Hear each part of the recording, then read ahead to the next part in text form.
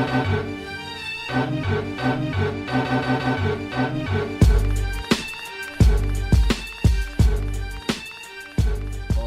yeah! Welcome to episode 3 of Throwback Hoops. Woody V is in the house. Mr. Cooper once said, "What's my theme music?" Well, our theme music is Whoa by Black Rob, and I'm joined by my main man, White Rob. What's up, OG? Yeah, what's up, Woods? Thanks for that lovely introduction, mate. Homage to the late, great Black Rob for that amazing song. And great to be here, mate. Yeah, good. So a bit going on in Wildcats world as well, right? Over the last few days. Yeah, it's been very good news. So firstly, we've sort of locked up our third import with Tim Frazier. So when that happened, I was pleased, but I was like, okay, where's the big man? And then we just got Matt Hodgson yesterday. So if you feel like changing that prediction for the Wildcats making the playoffs, Woods, now's probably a good time to talk, mate. Man, you guys always make me eat my words, you know what I'm saying? We also have a very special guest on the show today, our producer extraordinaire and Brooklyn Nets faithful, Lala Wijasekara. Great to have you on the show, Lala. Thanks, man. Yo. Thanks for having me on the show. Long-time listener. And what an honor being the first guest. So I can't wait to talk with you guys, man. Cheers. Yeah, so Lals, why don't you tell the audience a little bit about yourself and how you connected to us? Yeah, man. So I'm a graphic designer, by trade. I do video editing and motion graphics for a living. So helping you guys with the podcast is just kind of an extension of that. And going back, I know Woody 20 years now, 21 almost, Woody. And I was actually given the nickname Woody Jr. because I came to high school, I'm the year below him.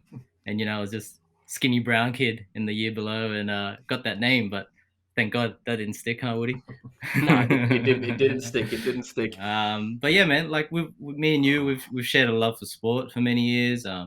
Talking hoops and we've played cricket for many years. You've been the captain many times actually, and even I've been the captain sometimes, but sport's definitely been a big part of our friendship. And recently, about maybe 4 years ago now, I started playing organized hoops with you, where now I've met Robbie Clayton too. And, shout out to the team, High Rollers. Yeah, so Robbie, thanks, Lala. So Robbie, tell us a little bit about when we're going to get back on the court now that lockdown's finished, man. It's looking about 3 weeks away now. So I think, as I mentioned the other day, I've got to send the email to the boys and sort of ask a few awkward questions about sort of vaccinations and if they're ready to go and everything. But yeah, I can't wait to get back on. I'm sure my back will probably last about the first half of the first game. But anyway, we'll see how we go. Oh, man, everyone's going to be so unfit, huh? Oh, it's going to be fun. Yeah, so I mean, I did speak on the first episode about Robbie's how there's sporting pedigree in his blood, and his brother's a well-known F1 journalist and podcaster. Now, you also have sporting pedigree in your family, Lala, and you have a connection and a relationship with one of the greatest cricketers on earth. So you want to tell the audience a little bit about that? Yeah, man. So my famous connection is that my first cousin is actually married to the great Sri Lankan left-hander Kumar Sangakkara. Probably the greatest Sri Lankan in all formats of cricket, I think, and a top bloke. And actually, Woody, you've met him once. Yeah, I have. He actually came to our game once. So not only is he a great sportsman, he's a great man who's done a lot for the game and for society in general. So yeah, it's good that you have that connection there. That's very cool, huh? Yeah, so I mean, me and Rob, we just come here, we talk shit for an hour every week, but there's a lot of work that goes behind the scene to actually get the episodes produced, edited, and out there. So why don't you tell the audience a little bit about what you do every week after we record to actually, get the content out there on YouTube and whatnot? Yeah. Yeah, man. After some excited text from Woody about how the podcast is ready to go, I basically review the recordings, make any adjustments that need to happen with the audio or any mess ups, which never actually happens. You guys are great. And then I add in the graphics, the sounds, and basically if you're watching it on YouTube, that's what you see is what I produce. And then that audio is taken out and made the podcast for everyone else to listen to. I guess the one thing I won't take credit for though is those wonderful depth charts that Woody puts together. I mean, as a designer, that font scares me, man. But I don't know. Maybe it's all right. But maybe this is something our viewers should get on and maybe comment on YouTube or get on Twitter and let us know. Do we need up our depth chart game, you know? Hey man, contact us if you got a problem with my depth chart, guys. Like seriously, I think Lala's being a bit harsh there, but seriously, Lala, we can't thank you enough for all the work you did behind the scenes. This wouldn't happen without you, right, Rob? Absolutely, mate. Yeah, we're thrilled to have you, mate, and great to have you as our first guest as well. No, I appreciate Yeah, it, guys. and as you know, you cannot come on Throwback Hoops without wearing a jersey. And as our guest, why don't you show off the jersey that you're wearing for us and tell us a little bit about it? Yeah, actually, before I do the spin, I mean, I probably should have done this a little earlier. And just to pay my tribute to the man I'm honoring today, I just wanted to begin by acknowledging the traditional custodians of the land that we're all on today. Pay my respects to the elders, past and present, and extend that respect to Aboriginal and Torres Strait Islander listeners today. And the man I'm representing is none other than Paddy Mills. It's not really a throwback, but probably the greatest Australian hooper to wear the green and gold. Let me do a little spin for you guys. And for the audience that can't see, Lala's wearing a San Antonio Spurs Paddy Mills jersey. Very nice. And later on in the show, we'll be doing our segment Australians in the NBA on Paddy Mills, and Lala's joined us to speak a little bit about him later in the episode. So look out for that. So now it's your turn, Robbie. Over to you. Why don't you showcase the jersey that you're wearing today? And that's a mighty fine one you got on there. Thanks, mate. So I guess I'm doing the double jersey thing as always. So I guess you can see hanging up there the Cairns Taipans number 23 Anthony Stewart jersey. That's definitely a special jersey for me, just sort of given how much I love this guy when he was with the Wildcats. He helped us win the 95 and 2000 championships. Had a great NBL career. I think this time at Cairns there in that particular jersey is around the mid-noughties. I think he spent around 7 seasons with the Taipans. So, yeah, absolute sort of great player, Anthony Stewart. I think we did mention him briefly in the first episode. Look, in terms of the jersey I'm wearing today, I wanted to sort of, I guess, keep the Queensland theme going. Definitely one of my more sort of random and rare jerseys. So I guess just before I stand up and show it, so it's Sam Slam and Mackinnon. So obviously everyone that followed the NBL in the sort of, mid 90s to probably the mid noughties will sort of remember how amazing a player this guy was. Look, he went to 3 Olympic Games, I think he went to. He won 2 different championships. He was always sort of, being spoken about as an NBA prospect. And of course, obviously, his connection to the NBL now is he's the GM of the Brisbane Bullets. Also, his son, Max, is the DP player on the Bullets this year, and we're expecting big things from him. Anyway, I'll give you a look at this retro jersey. And for those who can't see, Robbie's wearing the blue Townsville Crocodiles jersey. As he mentioned, Sam Mackinnon, all-time great. Thanks, Rob. You seen another one of those woods or what? No, I don't have a blue one, man. I've got the Corey Homicide Williams one. That's probably the only Townsville Crocodiles jersey I have, but that's an absolute classic, and you mentioned it's one of your favorites, right? It is. Got to love the crocodile with the basketball spinning on his tail and the Macca's logo. I like the Anthony Stewart one in the background too. I might as well also mention to those who can't see, Lala's got 2 jerseys hanging in the background himself. Do you want to speak on what you got there, Lala? Yeah, man. So I got a good old retro Spud Webb over here.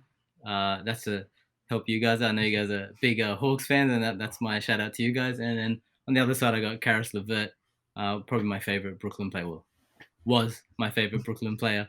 And Woody actually got me this one, actually. Yeah. Thanks for showcasing it, man. I'm actually wearing an Atlanta Hawks hat that Lala got me, so it's nice to see that we're showcasing our gifts on the show for each other. All right, well, I might as well show you guys the jersey I'm wearing today. That's a nice one, Woods. That's a retro. That's looking like Aaron Grabau. Yeah, it is. That's a very nice jersey, Woods. So that's one of the sort of the OGs of the Cairns Taipans there, right? And Aaron Grabau. Yeah, and while we're talking about great Indigenous Australians to play in the NBL, Aaron Grabau is right up there. I would say he's one of the, if not the greatest Taipan of all time. He had a sip of coffee with the Geelong Supercats in 1996. We talked about the Tasmanian Jack Jumpers last week, Robbie, being an expansion franchise. Well, when the Cairns Taipans were an expansion team in 1999, Grabau got his second chance in the NBL, and he was on that first ever Taipans team. He spent his entire career spanning 400 games and 14 seasons with the Cairns Taipans. He laid the foundations for the franchise, and no one player has given more to them in their history. other than Aaron Grabau. I mean, up until his retirement in 2013, he was a crowd favorite there. His jersey was actually retired twice. Once when he was playing, and then once again after he was done. As a player, those guys, Robbie and Lala, they do all the dirty work, fill in all the gaps, and what they do doesn't always actually show up on the stat sheet, right? I mean, Aaron Grabau is one of those players. It certainly was, yeah. And look, I listened to an interview with him recently on the Aussie Hoopla podcast with your man Dan Boyce, bro, and he said that he's doing really well, and he's transitioned into life as a police officer after basketball. So he's doing well right now. That's very cool. Is he still in Cairns, Woods? Did you know? Did they say that in the pod? He is still in Cairns. So he's been a policeman up there. Oh, that's great. Yeah, he met his wife there, and he's still part of the community there, and you might see him at a few Cairns Taipans games this season. So yeah. So I guess let's kick off our team previews for the week, Robbie. And since you got the Sam Mackinnon jersey there, ex-Brisbane Bullet, we're going to be covering the Brisbane Bullets and the Cairns Taipans today. So I might just throw over to you. Thanks, Woods. Yeah, it's the All Queensland edition today. So look, I guess I'm just going to take you through the Brisbane Bullets and just a little bit of a mini preview on them. So look, they finished last year in sixth place. They were sort of, in contention to make the finals, but sort of fell away a little bit at the end. Look, the Bullets have only made the finals once since they came back into the NBL. I think it was maybe 6 years ago now. So look, obviously they want to sort of get into the playoffs sort of regularly, and I think they might have the team to do it this year, Woods, from what I'm sort of seeing, just with sort of looking at this roster and obviously with some of the sort of improvements and the new imports they've got on the team. So look, I guess firstly there is a big sort of core of the team that has returned. Obviously we've got Nathan Sobey, who's fresh off the Olympic duties. We've also got guys like Anthony Drimich and Jason Kadee, who are very much veterans now, and also we've got the big fella Tyrell Harrison returning along with Lamar Patterson.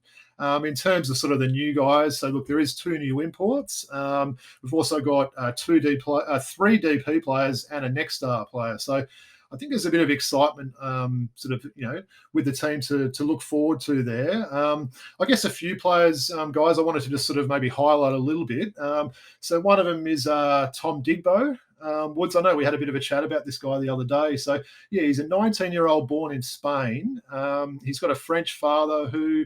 Is there a connection maybe to our team there, Woods? What's that? There is. He was actually drafted in 1997 with the 49th pick by our Atlanta Hawks, but never actually appeared in a game for them. He didn't. And I'll tell you what, for anyone that's sort of listening or watching this, do yourself a favour and type in Elaine Digbo just in YouTube. He has got some highlight packages there. I tell you what, he had the nickname of Air France, so that's just a little bit on the father anyway. But look, in terms of young Tom there. He's got a lot of sort of upside to him there. He's a very long sort of player, very sort of versatile player. He's another one of these players being spoken about as an NBA draft prospect next year and has been ranked inside the top 70 in the most recent draft rankings there. Look, I think the big thing for this guy will be basically adding some weight to his frame. I think he's around 75 kilos at this stage at the small forward position, which, look, I mean, as athletic as he is, he'll get eaten alive if he doesn't sort of add some weight and some muscle to that frame. I guess, look, in terms of sort of the rest of the team there, I mentioned that there is 3 DP players and also the next star in Digbo. Quite interesting DP players there. I'll just sort of highlight, I guess, 2 of them. So there's Max Mackinnon, who we briefly mentioned earlier, son of Sam, so certainly expecting big things for him. He led the Queensland, I think it was under 20s team recently to a gold medal title, and he sort of led the team there. We've also got the big Chinese development player in Lu, who at 7'5" will be the tallest NBL player that's ever played here. So, I mean, look, having him and Tyrell Harrison's clocks in at a traditional 7 foot, and he was actually the biggest player in the NBL last year. So you've got Harrison back, and then you've got Lou to add with him there. So so just speaking of Harrison there really quickly, Rob, now that Matty Hodgson's gone and joined your Perth Wildcats, that's going to open up some opportunities for Tyrell Harrison to start and play bigger minutes. It certainly will. I mean, if you think back, look, a couple of years ago now, he was sort of in the system there behind Magnay and Hodgson there. And, obviously Magnay and Hodgson have both moved on. But, look, I think he definitely sort of came on well last year. He's a very big boy there. So I think he'll work well with that team. This will certainly be the year that he does get a lot of minutes. Look, So Rob, for the people who can't actually see the screen, could you just go through the starting lineup and say what the absolutely, depth chart yeah. So I'll actually give looks you like? Yeah. exactly. So I'll give you a bit of info on the, I guess, the depth chart there. So look, the way we're sort of envisioning the depth chart to go. So I guess at the point guard, we've got Sobey, Kadee, and Wigness there. So pretty sort of strong guards. I mean, look, Sobey was third in MVP contention last year. So expecting sort of big things again from him. And I guess in the shooting guard, we've sort of got the first import in Isaiah Moss, along with veteran Anthony Drimich, and then Mackinnon slotting into that spot.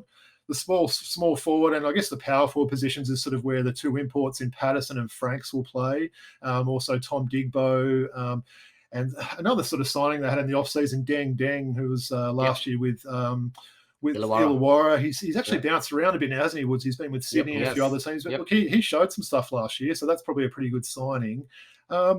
Look, I like this roster. I've got to say, as I said, they were in contention last year. I do feel like they've possibly improved. Obviously, with the imports that were sort of going there. And look, I know Woods. We did sort of speak briefly offline about Robert Franks. Definitely. I mean, the New Zealand import is from the New Zealand NBL. You've got the import there, Isaiah Moss, who's also going to be a bit under the radar, like Mikhail McIntosh. But I want to hear a little bit more about Robert Franks because he comes into the league with a high pedigree, he right? does, yeah. I mean, look, he played with the Magic last season, so the Orlando Magic in the NBA. He was quite good when he was with them there.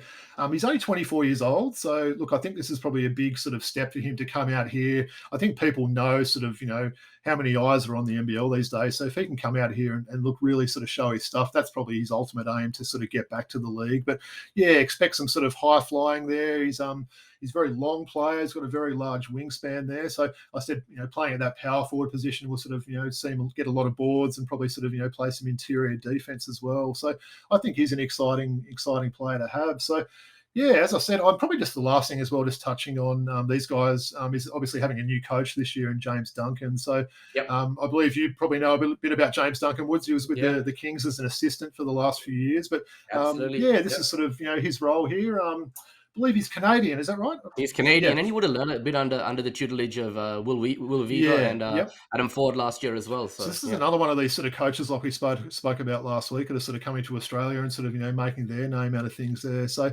yeah, look, I guess that's probably Brisbane. One thing I wanted to ask you actually is, and this is something that's been bugging me a little bit. We saw Lamar Patterson, another Atlanta Hawks alumni of ours, so we want him to do well, and he came in out of shape, which he has done a bit in the last couple of seasons. Is he over the hill? Is he? Can he turn back the clock and the veteran, find that form that he once had in the NBL? Yeah, this year? It's a good question. Look, I'm certainly not going to body shame him and sort of use the nickname that he was getting called last year, but I actually do think he does have something to offer. Look, he is only 30 years of age. When he sort of did return to the Bullets late last year, he was looking a little bit more like himself. He was. I think for whatever reason, it just didn't work out in New Zealand. I don't know if it was maybe sort of a personality clash with Shamir, or whether he just sort of wasn't fitting in, sort of in another country or with those teammates. But look, I'm sort of pretty positive about Patterson's Woods. I don't think he's quite over the hill yet, so I think he's still got quite a bit to offer.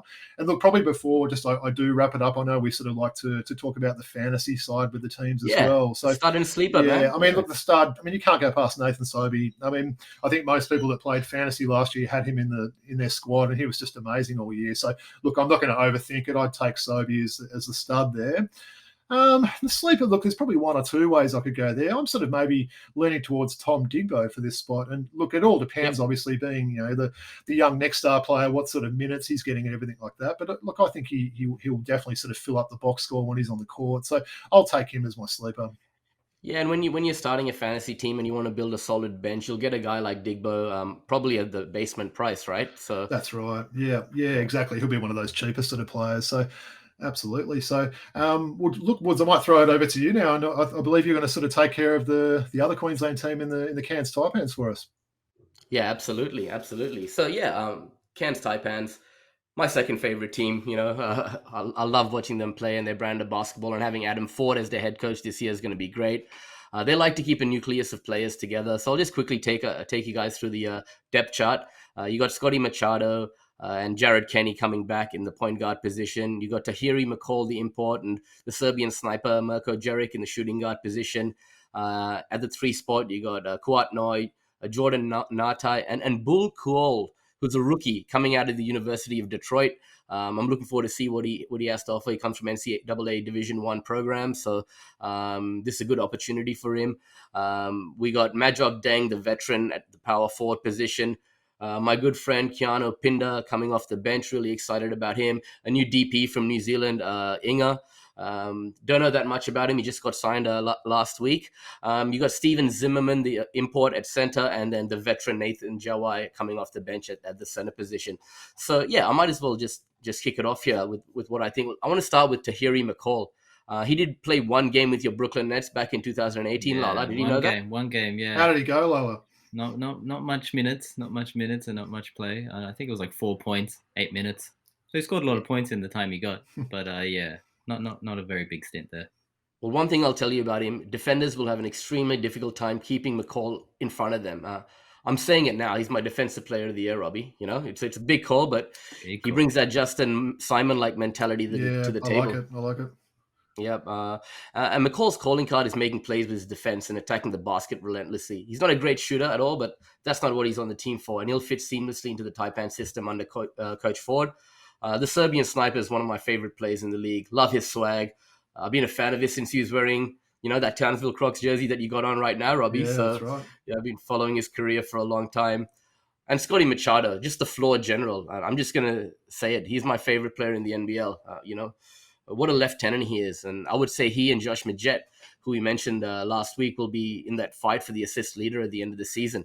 So he's his third year with the franchise, and his family love Cairns. He's actually stayed in Australia in your neck of the woods. I don't know if you knew that, Robbie, playing for the Mandurah Magic. Did I say that right? You did say that right. Yeah, he was just over there playing in NBL 1. So I think a few Wildcats fans were getting a bit excited that he might stay on there. But no, I think it's good that he was playing sort of all through the off-season. I wanted to ask as well, Woods, you sort of mentioned, Cairns are your second favourite team. Machado's your favourite player in the NBL. Keanu Pinda's probably your second favourite player. Is there any chance that you might actually make a switch from a Sydney Kings fan to Cairns? What's going on?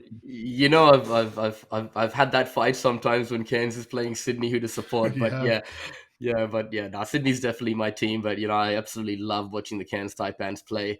Maybe it's because orange is my favorite color. They got the coolest uniforms as well, man. What about your boy Keanu Pinda there, Woods? What are you sort of expecting from him this year? I mean, look, obviously he was with Adelaide last year and he didn't get a lot of opportunity. I felt he was quite good in the time that he did. But yeah, how are you sort of feeling about his prospects this year?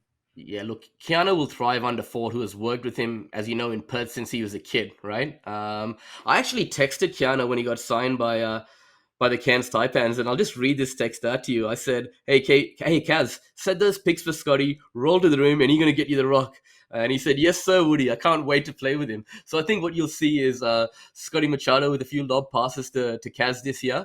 And it'll be an exciting prospect to see those two play together. And and I mean, for Kaz to have someone like Nate Jawai, the veteran, to learn from, along with Ford, is going to allow him to take the game to the next level this season, I think, Robbie. Yeah, no, great, mate. Look, we talked about Aaron Grabau being the greatest Taipan of all time. Well, Nate Jawai is right up there with him, wouldn't you say, Robbie? He certainly would be. Do you think this might be his last year, Woods? Well, look, Coach Ford said he looks as fit as ever, so he might have a couple of seasons left in him. Yeah, I mean, he looked so good last season when Space Cam left the team and he got that opportunity to start. You remember, So Nate Jawai is actually your third favorite player in the NBL, isn't he? So, I've got a Pinder jersey and a Jawai jersey. I must admit, I think I'm going to get a Machado one this year. Nice. But I mean, what a legend of Australian basketball he is, right? And when he speaks, everyone just listens. So I think that all those younger guys in this locker room to have one of the all-time greats of our country in that locker room is definitely going to be good for them, right? Absolutely. I just want to quickly touch on a few others. Majok Deng, he was injured for quite a lot of last season, and I actually saw him at a Kings game where he came to support his boy Kwani, and he was telling me how frustrated he was that he couldn't play, and it didn't help the Taipans a lot not having him in there, and getting people like Venky Joyce to come and start, etc. They don't have that luxury of bringing in guys off the bench that can contribute. So even one injury can affect that lineup, right? That's right. Yeah. I've got to say, Woods, looking at this roster, and apologies, mate, but I don't think this team's got much of a chance of making the semis this year, just being honest. Yeah, I mean, I think they'll be in the fight. Kuat Nai really needs to play with more control and poise. He's really regressed since that rookie year, He has. right? I mean, he was really being spoken about as a legit NBA prospect, wasn't he? That's Yeah. yeah. Well, he ended up in Mike Kelly's doghouse last year, so hopefully under Coach Ford, he can thrive. And just quickly, I want to touch on Steven Zimmerman, former McDonald's All-American. He's the 41st pick in the 2016 draft. Since then, he's bounced around the G League and most recently playing in Europe. I think Australian fans are going to love this guy. Very solid skill set, high basketball IQ. He's a true 7-footer with a 7'3" wingspan. We'll be right up there with the leaders in block shots. He's a terrific shot blocker, willing passer, and he's left-handed as well. Has terrific touch around the rim. I mean, Cole Aldridge is the guy he reminds me of. I mean, it's easy to say 2 7-foot wide guys, but I think that player comp Blast from the past. Yeah. Yeah. Look, I kind of disagree with you. I think Cairns have done a fantastic job with their roster. They're going to be a lot better than people think, including you. Their 3 imports will be outstanding together, and with the Australian talent they have around them, I expect them to potentially challenge for a top 4 spot this year. I know you probably disagree, but maybe I'm being a bit biased. But I wouldn't be surprised if Ford is in contention. Yeah. Look, certainly not a knock on Cairns to me. I just think that the league this year is just going to be as good as ever. And look, just looking at that roster, I just don't know whether that's enough to match, the Perths, the Sydneys, the 2 Melbourne teams, and look, even sort of the Brisbane team we looked at earlier. But I'll take your words for it, Wood. And what about are you able to sort of give us a fantasy start and a sleeper for the Taipans for this season? Yeah, absolutely. And I mean, in terms of the fantasy stud, it's hard to look past Scotty Machado as your starting point guard. I mean, he's not going to be cheap, but I would say Scotty Machado. He's going to get those assist numbers up. He's going to score 15, 20 points a game. His turnover rate's very low, and I think with a lot of high flyers around him, he's going to be able to put up some numbers from that guard spot this year. So I'm going to be putting him in my team come first week. So yeah, as the start, I'd go with Scotty Machado. Now I thought a little bit about who the sleeper would be, and I'm going to be biased again here. I'm going to go with my boy Keanu Pinder. Right, he's going to come off the bench. He's going to be cheap. He's going to get those block numbers and steal numbers up, and you can start with him on the bench, and he'll be able to put up some points for you. So yeah, I think you could also look at a guy like Nate Jawa as your backup center as a sleeper. But yeah, I would go with Keanu Pinder as my sleeper. I like it. All right.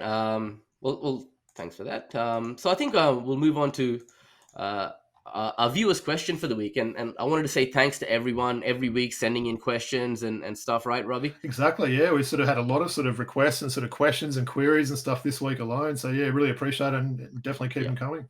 And I apologize to anyone if we couldn't get to your question this week, but our question that we've chosen for today comes from James O'Hearn in New South Wales. And he said, "Hey boys, love the first 2 shows. Keep up the killer content. I wanted to get your thoughts on the Illawarra Hawks' chances this season under veteran coach Brian Goorjian. And how do you think the star recruit Duop Reith will go in the sandpit throughout the 21-22 season?" Firstly, thanks for those kind words, James. We really appreciate it. So, Robbie, let's tackle the first half of that question, shall we? They were so close to making the finals last season after taking game 1 in the semis against your Perth Wildcats, but they lost in 3. Could they possibly take that leap and go all the way to the finals this time around? I think they could, yeah. I mean, I think they did sort of have a few sort of late season injuries last year, which definitely sort of threw a few things out for them. Look, I'm not going to probably push too much on the Hawks stuff today. I am going to be covering them in the team preview next week. So, James, look out for sort of some Wollongong Hawks talk or Illawarra Hawks talk rather than the Atlanta Hawks next week. But look, I think they're definitely a chance probably for part sort of 1 of that question. I guess in terms of sort of what I think about the second question, do you want me to go into that, Woods, or did you have more on sort of their prospects? Yeah. No, I think you're right on point. We'll cover it a little bit more. I mean, Duop Reith, that second part, he grew up in your hometown of Perth. So tell us a little bit about him, Robbie. Yeah, so I was really hoping my boys would get him. So I know the Wildcats and I think the Jack Jumpers were in contention, but I think probably, Goorjian coaching Reith in Japan, I think that was sort of the catalyst to sort of get him over the line and sort of signing with the Hawks there. So, look, I think he's going to fit in really well. He's a big unit. Look, he was born in South Sudan, moved to Perth at age 9 and was sort of, grew up and sort of, did all his schooling and everything in Perth. He went to college at LSU. So, obviously, big name college there. We know a lot of, great NBA players like Shaq and, other people that have played there. Had a career high of 31 playing for them. So basically after finishing his second season at LSU, he's been basically playing in Serbia. So this is his first sort of role back home. And look, he's another one of these guys that was literally playing soccer his whole sort of, junior sort of life growing up. And just as he got taller and taller, he was sort of focusing on basketball. But I think he's going to be really good this year. I think sort of that stint in Japan is going to, in the Olympics, although he didn't play a lot there, I think it's going to be a good learning experience to sort of be playing under some of those guys. But yeah, definitely expecting big things from him this year. And I'm really looking forward to see how he goes. And Lala, you heard a little bit about Duop Reed. Did you get a chance to watch him in the Olympic Games? Yeah, he had limited minutes in the Olympics, man. And just like Robbie said, I think just being there in that locker room is a great experience for any athlete, right? Yeah. And I also know he did a summer league stint a few years back for the Brooklyn Nets. But that didn't eventuate to anything, unfortunately. But hopefully playing here with the Boomers coach, the opportunity will eventuate to something. Yeah. And what do you reckon about him playing with AJ as well? How do you think that'll sort of help his progression? Absolutely. I was talking to you about that offline. AJ is a veteran now, and he's fitted in nicely into that bench role now in the Hawks, and he's been in the league for nearly a decade, or maybe a decade now with the Kings and the Hawks, and have someone there who knows how the NBL is refereed, how the game is called in this country. It's going to allow Duop Reed to adapt to a new environment quite well, and he brings that unique skill set to the table. A guy who can shoot threes and block shots, right, Robbie? Which is gold, right? Get him in your fantasy team. There you go. Watch out next week for Robbie's team preview for the Hawks talk for the Illawarra Hawks, like you said, right? That's right. All right. Well, thanks again, James. Really appreciate that. And as I said, all the viewers and listeners, keep sending through your questions, and we'll do our best to get to them. Okay. So let's move on to the next segment of our show, which is, as mentioned earlier, our Australians in the NBA segment. And we're going to do a little bit of a feature on Paddy Mills today. So I got a few questions that I'm going to throw out at you guys one by one, and you can hit me back with what you think. Okay, so let's just kick it off, Lala. With you, I mean, what are some of the intangibles Paddy Mills is going to bring to the Nets and to the Brooklyn community this season? Yeah, man. Actually, I was watching the Old Man and the Threes. That JJ Reddick podcast. He did a live show actually with Paddy. Mm-hmm. And Paddy specifically talks about the Brooklyn culture and, embodying that culture and playing for that community, And I think that's kind of what the big difference is between, FIBA Paddy and NBA Paddy is almost that when he puts on that green and gold, he levels up almost. So I think a big part of him is playing for the community he represents. So I think that, along with that veteran experience, many years with Pop, the big three at the Spurs, all of that off court is going to be a huge benefit for Brooklyn Nets, man. And Robbie, on the court, thanks, Lala. On the court, what could Paddy bring? Yeah, well, look, I think he was going to be a very important player anyway. And now that obviously Kyrie Irving's status is very much in doubt at the moment. Obviously with him not being vaccinated there, so look, it actually could put Paddy into the starting lineup. I mean, I would prefer to be bringing him as that spark plug off the bench, but I think he could definitely fit in there. Another thing I think will be really big for Paddy will be playing under Steve Nash as well. Look, I mean, obviously Steve Nash is two-time MVP and Paddy's more of a role player, but I've always seen some similarities in Paddy's game to the way Steve Nash played, with just keeping that dribble and sort of being able to sort of go under the ring, keeping the dribble, pulling it back out, and sort of getting a one-on-one matchup and sort of driving to the hoop or pulling up there. So look, we obviously saw how good he was in Japan. I think he'll be quite hungry. Just going to a new team. And it's funny, he's going to be wearing the same colours essentially. So, and pretty much he did wear that same colour in Portland too, which is quite ironic. But I think it's sort of a new lease of life for him there, and sort of being in the big city now. I'm really looking forward to see how he'll go, and probably be checking out Brooklyn quite a lot this year on the League Pass.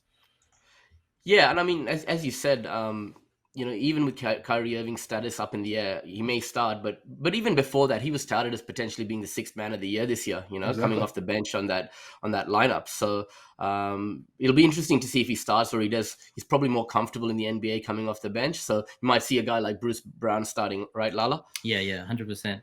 I think their starting lineup is pretty good, and I think his spark off the bench is what's going to be essential. I don't really think he's gonna get that 6-man award, because it's usually you got to explode, like you got to score a lot of points or do something quite drastically. Whereas could we see him average 15 points a game this year? Do you reckon, guys? Potentially. I think he could. He was up around 11 or 12 last year with very low usage rates, so I think he could definitely boost that up. Yeah, and I mean, like he spent over a decade with the Spurs. He's learned from some of the all-time greats of the game: TD, TP, Manu, Pop. The thing is that's an equal opportunity offense there, right? And he's got to fit within the system. Whereas the Nets are going to play a little bit more high octane under Steve Nash, Phoenix Suns basketball, let's call it, and he might get an opportunity to get that scoring average up on the back of that, right? Because I've got a few guys on that team that might sort of need some extra attention from the defense, right? So I think he could be getting some open shots. Yeah, 100%. I think everyone's going to be getting attention. They have like so much depth on that team now, Definitely. Millsap and, obviously Lamarcus is there now too. So it's going to create opportunities for everybody, I think. And he might not score a lot of points, but other guys will. But, there will be games, hopefully, where he will need to. Hey, Woods, I know you love that connection with Paddy and Lamarcus as well, right? Oh yeah, Lala was just mentioning that. So it's really they're such great friends. Their careers go back over a decade, and they've played together now at Portland, at San Antonio, and now for their third franchise. Funny, isn't it? So having Lamarcus there, that's going to be a huge plus to have having a familiar face there for him. And Paddy mentioned that as well on the JJ Reddick podcast you mentioned earlier, Lala. Yeah. So what do you got to say about that, Robbie? Yeah, look, I think he's definitely going to fit in well this year. I think it's great having the two sort of veterans together now. I mean, I think it's really good that Aldridge has come back as well, just from a personal point of view. I've always liked the way he plays, and it didn't kind of seem right for him to go out the way he did last year. But look, I guess just in terms of Paddy as well, obviously we spoke about the connections there with Lamarcus and that, and obviously there's a big connection with Sean Marks there. So Paddy's obviously there's obviously the strong Aussie and New Zealand connection there, and obviously Sean Marks was around San Antonio for a long time. So I do think that was probably what that got Paddy over the line there. I think Paddy certainly had some bigger offers there, but I think ultimately he chose to go to another contender and sort of play under people like Steve Nash and Sean Marks, which I think is a good choice. Yeah, and Lala, Robbie did mention earlier about the Japan Olympics, and you talked about FIBA, Paddy. He's always shown he's a different player at FIBA level. We saw his 40-piece in the bronze medal game against Slovenia. And it's a new system for him now. Will we see more of FIBA Paddy in a Nets uniform? Yeah, I think so. I mean, as long as he's playmaking in the same way he kind of does with FIBA, I think so. But again, like I said, this team has just so much depth. There's going to be scoring from everywhere, shooting from everywhere. He's going to attract attention that's going to allow other people to be free. So I mean, this team can attack you from everywhere, right? So I think I can kind of see it as well. Times where if Harden or Durant's possibly got an injury or something as well, they'll need some of these veteran bench guys to step up, and there'll probably be different guys that do it each game. But yeah, this is certainly a stacked team, isn't it? It's probably my tip for the championship at this stage. I mean, we've seen many seasons, and injuries play such a big part in it, right? So it's really his role may change throughout the year, and he may need to be FIBA Paddy. Now, Lala, I've just got to ask you. I know this wasn't scripted, mate, but as a Brooklyn fan, what do you think is going to happen with Kyrie? Oh man, and what would you like to see happen? Man, I hope he does get vaccinated. There was a recent, more stuff's coming out as we go along. The Shams reporting that obviously he's not going to play, or the team have said now you can't play now, basically, which is fair enough. They have to do that.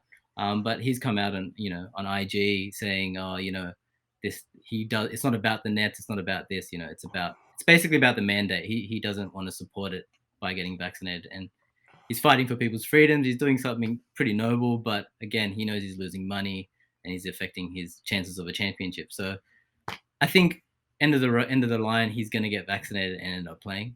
I think he will be there. But it might be a Nets Kyrie kind of balancing act where the Nets say, okay, look, we agree to help you pursue this, a bit more. Who knows? Yeah, good call. Yeah, and I mean, I guess final thoughts on Paddy and the Nets this year, Lala. Yeah, as Rob said, he's got him potentially as the championships favorites there. Yeah, I think so. I think they're right up there. And again, it's a long season. It all depends on injuries, but these guys again have so much depth that they will be able to fill the gaps, just like they did last year. The big three guys didn't play together barely ever, right? And they still were 1 inch away from, playing the Hawks, right? So, I mean, it's anyone's season, but at the same time, these guys are right up there. I think Paddy will show he will average higher than he has in the past. I think he will be relied on a bit more, but I think the Nets are going to be up there. I drafted him in fantasy basketball, so let's hope he does well. Yeah, good pick. All right, so let's move to your favorite segment of the show, Mr. Robbie Clayton. Give me some Hawks talk, bro. Well, mate, I've got Harry the Hawk in the background. As I did mention last week, my daughter's going to be picking something. So if you could just see him down that bottom bit of the screen, there's Harry the Hawk looking on. Yeah, look, I know sort of this week, I guess probably firstly, we just wanted to touch on some news that came out from Atlanta just this week with Jahil Okafor actually being waived and not making the team. So we thought we sort of, we'd come back and mention that. Obviously, we did sort of feature him on episode 1 of Hawks Talk there. So, yeah, it's sort of an interesting one that he did get waived. Obviously, there was a thought that the injury to Gorky Jeng might have sort of meant that he'd stayed on there. But look, they have cut ties with him now. So potentially that opens up our boy TLC to maybe get that roster spot there. But look, obviously, the NBA preseason finished today. So those final roster cuts will be happening soon and these rosters will be getting trimmed. So I guess we'll sort of watch this space there. Yeah, terrific. And I thought that this week we'd actually touch on Cam Reddish, one of my favorite players in the NBA and one of my favorite Hawks. And yeah, I might just start off with saying that, Jamal Crawford recently said that Cam Reddish has all the tools to be a star in this league. And I think that'll happen eventually, guys. But I mean, we've talked about this in the past, Robbie. This is such a deep team, right? And so many players that can contribute. Is he going to have that opportunity to take that step to star status this season? Look, I think probably people that maybe are expecting that step this year might be a little bit disappointed. And I think that does come down to sort of opportunity like we spoke about. There was a lot of injuries on this Hawks team last year that did sort of allow, a lot of people to have opportunities. We're hoping that isn't the case this year. But look, I think he has improved some things. I mean, just little things like his outside shooting. I mean, that could be a big one that he could come on. He's shown, that he can sort of get hot quite quickly. He had a recent preseason game where he was sort of knocking everything down. I'd love for him to sort of take that next step, but I'm just not sure it will be the year, Woods. Obviously, sort of with that sort of front line they've got. I still think Hunter's probably going to be playing over him. So he's going to be behind him in the rotation. Obviously, JC as well. But look, I think he does offer something different there. His sort of size he's got there, the fact that he can handle the ball, and as we said, his outside shooting, he's a good defender as well. So very good defender. Yeah, I'm really looking forward to sort of see how he goes. I know I think we did speak as well. He did have that huge game in the NBA Finals. He basically got really hot in that game, and that sort of put himself on that stage, and he has improved that shot there, I guess. But fingers crossed. And fingers crossed his health is good this year as well, because that has sort of impacted his first 2 seasons a little bit now. Yeah, that was a surprise. He just got activated in the back end of the playoffs last year, and that 21-point effort in the final game of the Eastern Conference Finals. Lala, did you get a chance to watch that game last year? Yeah, I saw that. I saw that live. It was great. He came out and just started scoring. I mean, unfortunately, it was in a bit of a dead rubber. But it was nice to see because it kind of gets Hawks fans excited. Like, oh wow, like we got this far on what we had, and now look at what we were missing. You guys were missing Hunter and him during that playoff run. So, and what that tells me as well is that obviously Nate McMillan's got a lot of trust in him to sort of bring him in such a big game like that in the finals and sort of give him all that opportunity there. So I think you're going to comment on that as well, Woods, like with sort of the relationship they've got there. Definitely. I mean, Lloyd Pierce and Cam, reportedly didn't have a good relationship. I mean, he's not the only one who didn't have a great relationship with Lloyd Pierce, but it's emanating out of Hawksland that Nate McMillan really has really helped Cam behind the scenes and has put faith and trust in him and has been good for his development. No, that's true. And I know we were sort of talking, and you mentioned sort of there had been I guess Nate McMillan was sort of comparing him or seeing a little bit of Paul George in him there. So I know I told you I didn't love that comparison. I'm not the world's biggest Paul George fan. Apologies to Paul George. But look, I probably can see that a little bit, obviously, with his size there, the fact that he can handle the rock and hit the outside shot and also play D. So look, it's probably a pretty good comparison, I've got to say. Yeah. And look, he's one of my favorite players in the NBA, as I mentioned earlier. And much like we commented on Dante Exum a few weeks ago, health is a key for him. You also touched on that. So fingers crossed to him that he can stay healthy. And for whatever role that he has on the team, he's able to contribute this season. And the Hawks can make another deep run into the playoffs, right, Robbie? Absolutely. Yeah, look, there's going to be a lot of pressure on him this year. I've sort of been listening to, and reading a lot of previews this week that people have him as high as second in the East. So I think probably maybe the third spot would be great. Maybe the 4th spot in the East is probably realistic. But look, it's great expectation to have. I mean, last year we just wanted them to make the playoffs, right? And they the conference finals. So I'm sorry, the conference finals, and lost that. So yeah, high expectations again for the team, and hopefully they can sort of get that home court spot in a top 4 spot in the East. Hey, how nice would it be if we got our Atlanta Hawks to go up against Lala's Brooklyn Nets in the Eastern Conference Finals this year? That's That'd right. be fun, Like right? Lala sort of pressed on earlier, it nearly did happen last year, didn't it? You know, if KD was one shoe size 1 inch away, shorter, no, that would be a good matchup. All right, thanks, guys. Really appreciate it. So look, just that comes to the sort of the end of our show for the week. But I just wanted to make a few comments on last week. Just a few corrections. I know I said NBA a couple of times when I should have said NBL, so I apologize. I also said that David Close took 7.5 3-point field goal attempts out of 11 3-point field goal attempts. My apologies. What I meant to say is he took 7.5 3-point field goal attempts out of 11 field goal attempts. Hey, Woods, we knew what you meant, mate. It's all right. Yeah, but he took a lot of threes. He took a lot of threes back in the day. So yeah, look, thanks for tuning in. As you can see on the bottom of the screen, you can follow us. And Robbie, maybe you want to quickly mention where we can be followed on Twitter. Absolutely. So yep, the Twitter sort of handle is @Throwback Hoops. We're actually putting a lot more content on the Twitter site this week, right, Wood? So just obviously doing some retweets, putting some things up like the jerseys of the week and everything. So again, if anyone's got any stuff they'd like to see, please just let us know. We'll be happy to maybe sort of add some of that stuff there. Yep, and where you can tune into the show. If you want to watch the video version, jump on YouTube. Please subscribe to our show. Throwback Hoops is the name of the channel. And then if you want to listen to the podcast version of the show, wherever you listen to your podcast, whether it be iTunes, Spotify, Stitcher, then you've got Google Podcasts, Podbay. Doesn't matter. You'll be able to listen to the audio version there. I've got a TikTok channel. You can see it at the end of this show. Woody_V83, and I show off the jerseys that we showcase on the show and tell you a little bit about the history behind the players. So please, if you're part of that younger audience or into your TikTok, please subscribe to my TikTok channel. Lala, where can the audience get in touch with us via email? That's throwbackhoopspodcast@gmail.com, right? That's right, throwbackhoopspodcast@gmail.com. So thanks, guys, for everything today. So now we've finished recording the podcast. I'm going to tell the audience I'm taking my brother and co-host Robbie out to the local pub for dinner tonight.